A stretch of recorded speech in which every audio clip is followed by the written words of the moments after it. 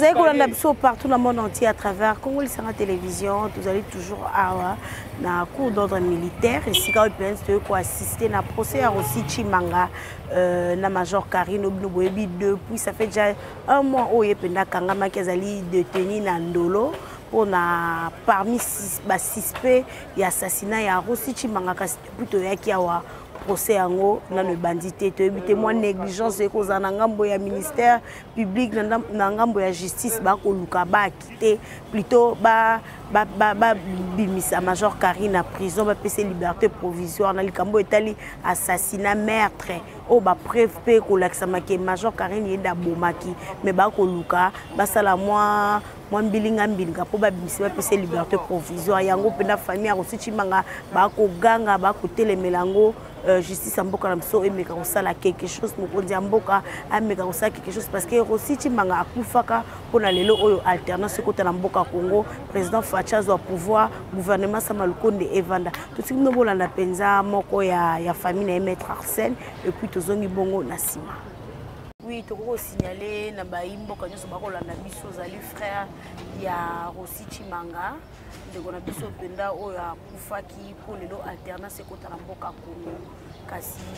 l'équipe en voulait belé procès et fongwa mi penda mingi balelaki Rossi Chimanga c'est comme si babosa na ye état de droit ezo beta na ngambo ya Rossi Chimanga telelo tomoni to bana na bino na cour militaire toke na tozo souka na matete lelo dossier mais quand on connaît ça ba beaucoup barola na biso partout dans le monde entier dossier Rossi Chimanga ekomi na niveau ni parce que Major Karine azaki accusé lelo boye pas arrêté azali na ndolo ma azali oya kosamba na air nyonso oyo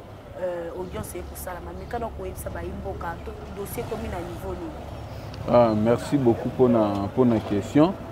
D'abord pour corriger mon mouké par rapport à Mutuna, c'est que to bandaki na courte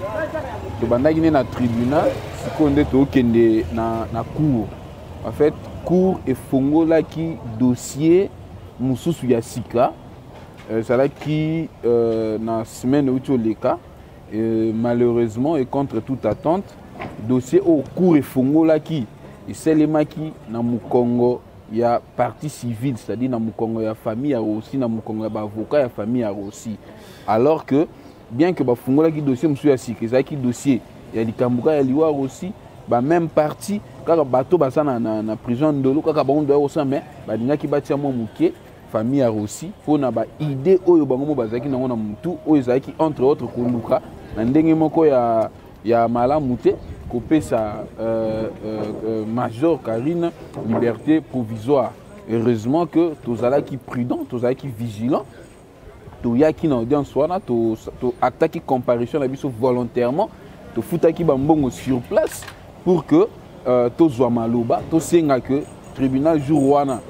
bah ça la manœuvre benga bah ça la té bah pousser yango na date tous allez le 15 de façon à ce que tribunal militaire ici ka oyo balobaki que Karine a suspect parmi les suspects numéro 1 à Liwaya aussi il faut azonganda côté akoma mokangami ya prison ndolo ayaka kosamba azongaka timukolo ba kosambisa ye na cour militaire o eza na compétence ya ko juger ye nde sika siko dossier zali nde ngwana lelo lokola cour jour wana ba ke dossier ya Rossi o eutaki na tribunal et pas na bango izaki te moyen ba statuer c'est-à-dire ba sambisa makambo ne ezaki te nde to sengaki na cour ba poussa audience na 2 semaines de façon c'est que to zonga na tribunal esika to za lelo pour que tribunal ebimisa dossier wana ba tinne ngo officiellement na cour pour que cour asangisa dossier sika ba fongolaki na esika utaki na tribunal e comme eloko moko to samba siko na cour parce que cour na compétente ya ko juger Karine pour na grade na ye na ba prévenir sur le ndolé puis na ba mususu o ba citer bango na cour tant que l'audience va continuer. Mais c'est comme si cour au Carandé c'est le baki était basé incompétent pour juger le dossier oya le baki kasa incompétent pour juger Karine par rapport à grade na qui tribunal militaire de garnison. Ndé siko tribunal azo dossier azo tinda yango na cour militaire et c'est que Karine faut pas juger parce que par rapport à grade na mais c'est comme si moi dossier on peut que moi molili parce que Major Karine a ko corrompre na ndenge nyonso bapesa liberté provisoire moto oya bomi bato pe to moni petit lelo bakimemie na ndolo parce que aza premier suspect o abomaki aussi Chimanga mais moi le quoi peut la police le quoi grade nae ba si makari ba ko connaître bapesa liberté provisoire omoni c'est vrai lobby tango Kabila zaki molili zaki moi trop lelo Fatia zokende je crois 3 ans na pouvoir to accélérer même modèle tout ça quoi accélérer on dirait bah juge oh bah kata makambo zo comprendre que makambo changer bah changer na no ba comportement auto boya quitter na régime ya kala on dirait bah zaka kana ba même comportement bah zaka kana ba voilà bah changer penza mingi té bah zo mona on dirait na no ba jeu ezali na no moi mingi voilà yango zo mona que bango nde ba juge ba zo ninga ko entretenir moi molili pour que ba komisa état de droit mo konzambo ki nango eloko mo ya maseki vous comprendre yango wana tozo senga na bino ba panzi sango merci d'ailleurs parce que bino nde bo panzaka sango yango wana bino nde bo komisa ka yango pour que bande ko banda ba yeba que ba juge la plupart ba changer te bazana na makambu ya CC na ndengo lobi que ndenge bozo yoka ndengo lobi que major Karine zo corrompre tout ça bon au moins lobi azaki mutu makasi andima kite ke akola la peine en prison andima kite ke akosala plus d'1 mois na kati ya prison lelo oyo aza na prison c'est-à-dire que ndenge bibeloba quel que soit ndenge batomayele baloba ou la Bible quelle que soit la durée de la nuit le soleil finit toujours par apparaître et le soleil est comme déjà quoi apparaître lentement et sûrement et na niveau to ke na cour to yebi déjà que makanisi ya cour ya ko linga ko sanzaye c'est-à-dire qu'on peut cette liberté provisoire. Alors que Bissot est vigilant, tu réunis tous les moyens pour que tu mettes la cour devant ses responsabilités et que na kaya meurtre, bah koki ko libéré suspect numéro 1 T. Pourquoi? Parce que tu as na kaya ba chebea, muto aboma du fait que bazaki na moi lenteur, moi ba négligence, imprudence, muto azaki cité suspect numéro 1, lelo est commis problème pour na rolukaye. Alors la cour doit comprendre que l'état de droit il faut pas faciliter tâche na célérité makambo qui est rapide parce que contrairement peut-être na CBA si je puis dire Rossi ba preuve y assassinat na yeza ko kende ko lukate ça la soki 10 ans soki non ils ont mauvaise foi to au fait manigance au cours réseau linga sala pour que ba libérer ba comme c'est sous makambo moulaï nous disons non d'ailleurs pour preuve Bolanda qui l'autre fois ministère public ou à César qui n'a cours à Koloba que mutu moko garde corps moko ya Karine parce que kuna nandolo Karine azali na garde corps na ye balo ba garde corps na musu ya koto ya gauche akimi c'est-à-dire cours ba auditionner ba yokiye et puis balo ba ke suspect ya bongo akimi eza légèreté oyo na mikolozo to ko dénoncer yango pour que le président de la République ou le magistrat suprême a comprendre cour nde baza na responsabilité wana parce que ba apprenant ki biso ki akimi bango faut ba biso comment est-ce que suspect numéro 1 oyo bino bo auditionner akima ko kima par quelle magie et puis tango akimaki pourquoi pas bo lancer ki ba avis de recherche pour que batou ba mettre la main sur yé bo vandi et puis tout bonnement tout avec beaucoup de plaisir entre guillemets beaucoup de joie boza ko annoncer batou c'est-à-dire que intention na bango eza ko détourner ba intention ba balo ba ki muta boma ki wana kimi ba oyo baza ba innocent otika bon pour que to landa oyo wana or biso to yebi que mutu appelle ça ordre suivant déroulement il y a procès et ça bateau baza na kati ya boloko donc toujours tergiverser et puis course quelqu'un gauche droite en tout cas nous allons saisir le président de la République au besoin to funda batu ya cour wana nyonso pour que balongola bango to baluka cour mususu parce que bango baza moi baza penza pembete maître accès aux zones moi sima batomi babi Rossi Chimanga zaki déjà visé par l'ANER preuve zaki tango major Karine déjà la qui c'est que déjà Rossi Chimanga za moto combo bobo tanga benga ka Rossi abaluki na sima nda pesa ki mibeko ba beta masasi mingi ba bi major Karine naza innocent et sengele bokende bo accuser Aner parce que Aner nazali premier suspect ya assassinat ya Rossi Chimanga total n'époque wana moto azaki déjà Aner ezali nani Caleb Moutongo na ebité. Bon, innocence ya mutu ba loba ngonde to loba boete ba prouvaka yango ndenge so tozo prouver que yende apesa ki ordre ba beta ba o bazolo ba gaza innocente ba ya procès ezali ba ya ba loba devant ba juge que aza innocente comme ça ba la ça ba preuve oza ko innocenté ye mais biso le quoi to na ba preuve o yezo la ki sa ke yende apesa ki ordre pour que ba beta masasi alors tribunal et monaki yango tribunal baza quand même bazo baté ba papa mikolo wana batangi ba classe ebele baza quand même bazo baté ba décider muta bongo aza esika zawana ça c'est de 1 de 2 au moins na tango kabila ezaki soko de cacho na Aner okoti na demiap c'est-à-dire ba ko afficher yo okomi mutu moko boye bakomi ko landela yo on dirait hein c'est-à-dire ezaki so ba kangi yo avant ba tika yo bima ba ko proposer yo ba bien ba avantage alors ce ko boyi ko zo ba avantage wana qui est derrière toi yo zanoka ka nengo to monoka oboya ba auto pesa yo c'est-à-dire que ba banda ko landela ne so ba moni que ozo continuer makamba ba marche jusqu'à ce que ba ko achever yo voilà pourquoi aussi après avoir kobima 30 jours na demiap akomaki cible mais il faudrait également souligner que ba agent ya Karine eza premier forfait na bango ba salaté kaka na commune ngaba ba boma mutu. C'était un policier. Agent naïe. Et tant que Babomaka Moutouana, parmi les mouvements au dénoncaka dans le secteur, on a aussi à dénoncer que l'agent ya Karine, Baboumi Moutou, c'est par là qu'il y a Yébaka aussi. Et puis aussi, il a connu un sportif champion d'Afrique, champion du Congo, à Yebanaki. Et donc c'était difficile que Karine à Yébaka. Parce qu'une fois, il a interpellé aussi la commune Ngaba, bourgmestre de la commune Ngaba, a chargé aussi la mission ya Karine. Et nous étions là, nous savons tout ça. Vraiment, le modèle de ce Tokomona, c'est comme si le tribunal en a moi, cause à la peau, Major Karine. Le logo aussi va passer Major Karine, liberté provisoire. C'est que le dossier peut aussi tu mangas, tu boumis na biso ok na ngokarabo. Non, omoni maman. Ba biso oyo tozaka na Nzambe lokola motambwisi. Tozaka na Nzambe lwa mulakisi. Contrairement à Batumsou, peut-être bazana mbongo, bazana bandeko ba député, bazana bandeko ya ba ministre balobela bango, nous n'avons que Dieu. Tozaka na Nzambe. Lelo oyo tito koma lelo que muto kangama, c'est parce que la justice élève une nation. C'est parce que derrière nous c'est une cause, il y a noblesse, c'est une cause oyo ezate ya haine, il y a mauvaise foi. Ceux qui lelo réellement court ba s'hazarder, ba libérer, suspect numéro 1 il y a meurtre, to il y a assassinat il y a aussi. En tout cas, il y a la catastrophique pour le pays de la RDC. Il y a la catastrophique pour le pays de la RDC. Au moins, les juges vont comprendre ma cambo, bazali. Mais devant conscience na bango et puis devant responsabilité peut y venir à bango. Au moins, les mutoko landeko kamere, azangi ni mbongo, azangi ni influence. Ko pesa mutu liberté provisoire ba futa mbongo.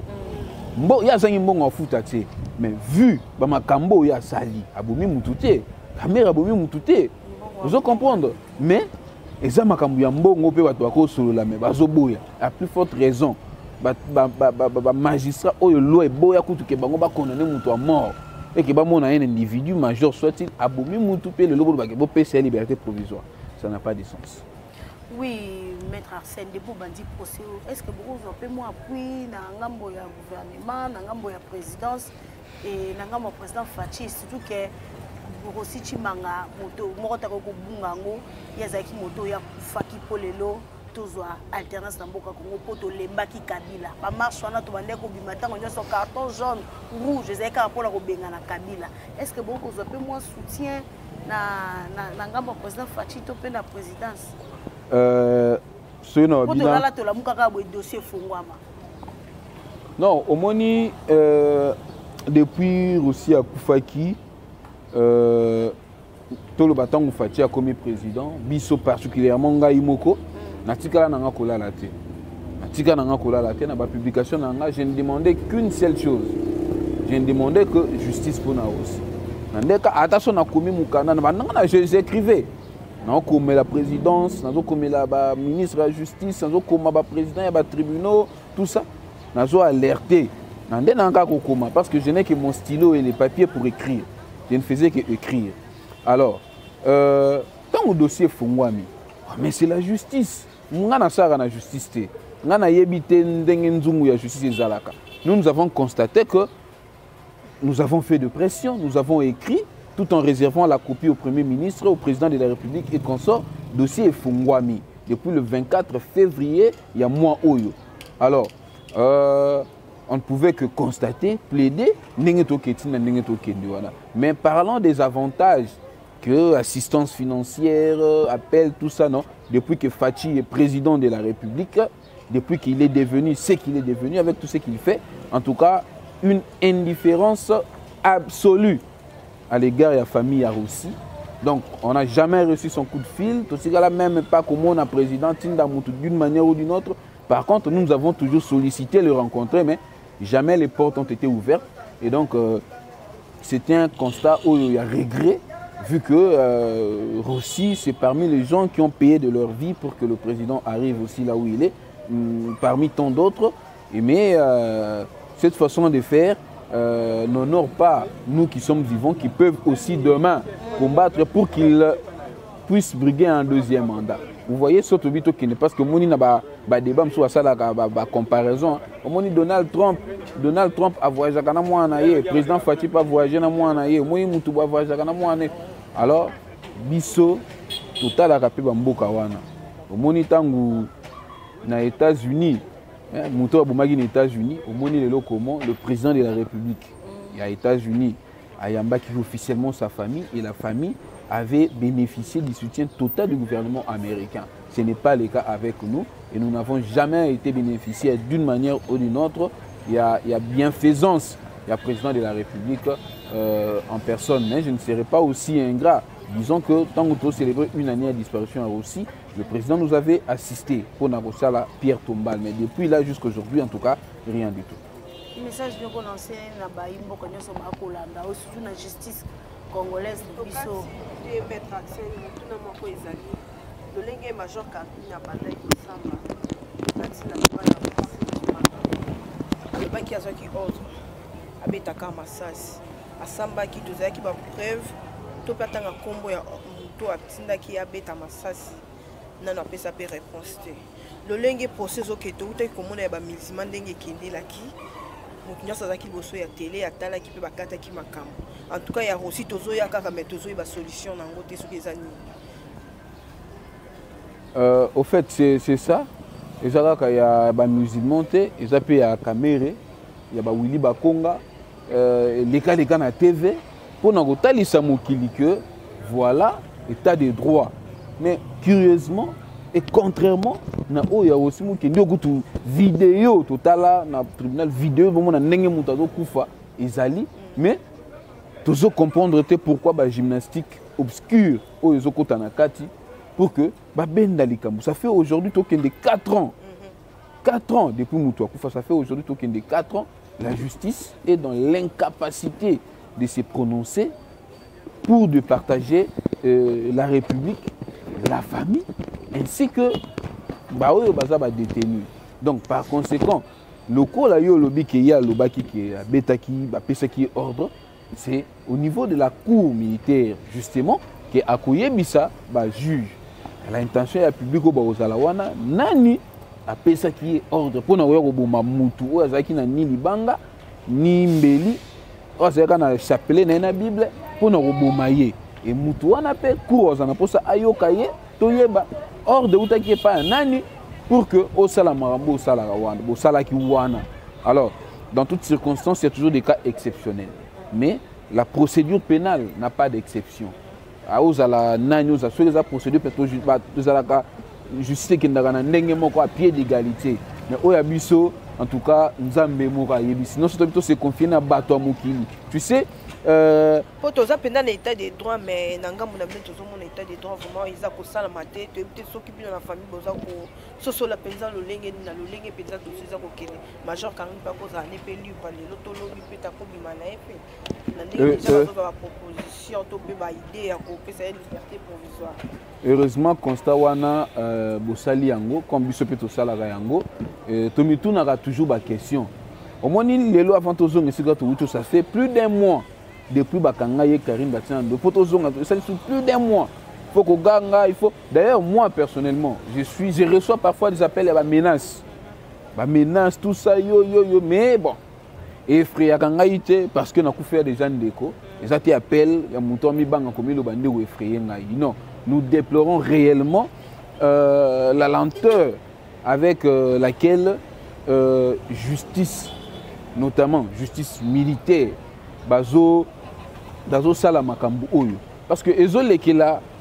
bato ebele dossier pénal et ça là 4 ans c'est pratiquement c'est inconcevable d'où juge Nabiso il faut le président de la République sûrement à l'andarabe émission soit au travers conseiller naye na matière juridique matière de justice meka koyebisa président azala quand même na œil moko regardant na comportement ya juge parce que justice ezalaka jugement ezalaka rendu na kombo na ye soki jugement eza rendu mabe eza image ndenge ezobeba c'est-à-dire que pour l'instant lenteur oyo eza une façon ya ko eza pe une insulte passive na honneur ya mokonzi ya mboka po depuis pe toyaki procès ya aussi Kendichimanga tozomona moto taza ko se présenter to pe ko présenter to banda makambo de 10h 14h yango toza ko c'est comme si bakoya na bango pété et comme yango négligence to baza ko négliger na bango dossier on peut si ba yebi le ndenge bazo sala makambo na bango. C'est ça malheureusement le grand problème, le grand souci c'est depuis 8 heures. Na ba mukili mususu ka ya ba Afrika ba audience bandaka na 8 heures mais biso toza déjà 14h10 tribunal ba siégé